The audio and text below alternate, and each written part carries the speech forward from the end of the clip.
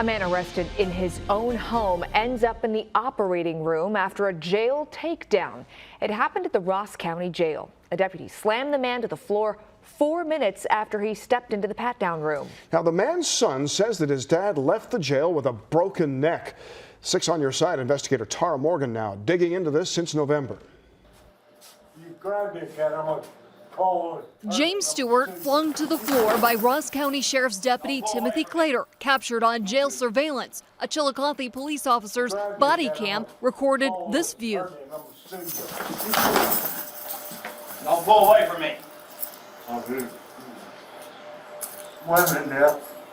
My head's bleeding. Stewart is face down in his own blood, brought in November 25th to sober up, according to Chillicothe police. Sir, women, my head's bleeding. We showed Stewart's son, Mike, Chillicothe police body cam video. First thoughts, I wanted to cry. Like Mike, we want answers. We obtained the Chillicothe police body cam and report the day of our request, November 27th.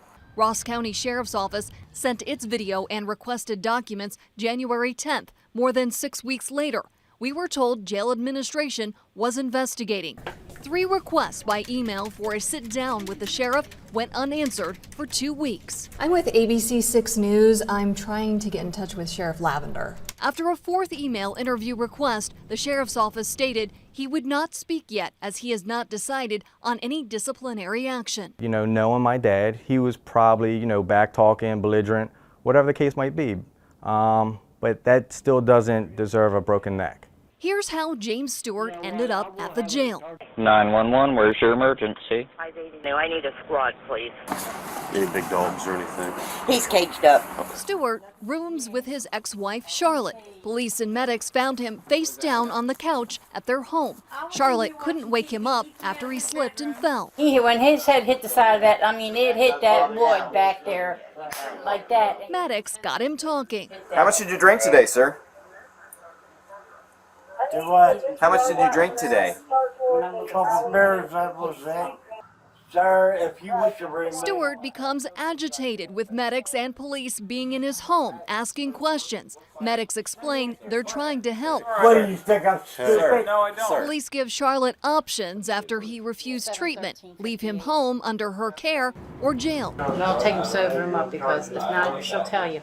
Yeah, he's gonna get very quick. I don't carry no weapons.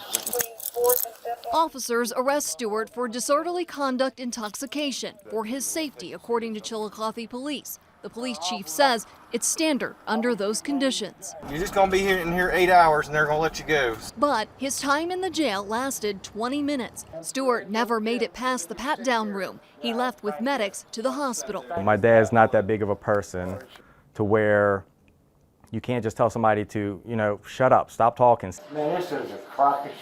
Before the takedown, Stewart is swearing and promising to sue. I have nothing on me, sir. You pulled away from me, man. In Deputy Clater's report, he states Stewart interrupted him with a comment about a bomb, but no one seemed alarmed. You have anything that's gonna take you from the 60? Yeah, there's a bomb I'm going back to the hospital to blow it up. Do you have any needles? Anything like that? Well, I'm stupid. Be a smart about it. Deputy Clater also stated Stewart became aggressive towards officers and said, "If you touch me again, I'm going to beat your ass." Listen close to what Stewart says. You grabbed me, kid. I'm gonna call an attorney and I'm gonna sue you. Deputy Clater described in his report how he escorted Stewart to the ground with the least amount of force when Stewart jerked his arm and elbow. What's going on? Pull away from me. Everybody have the cameras on? Everybody got some napkins?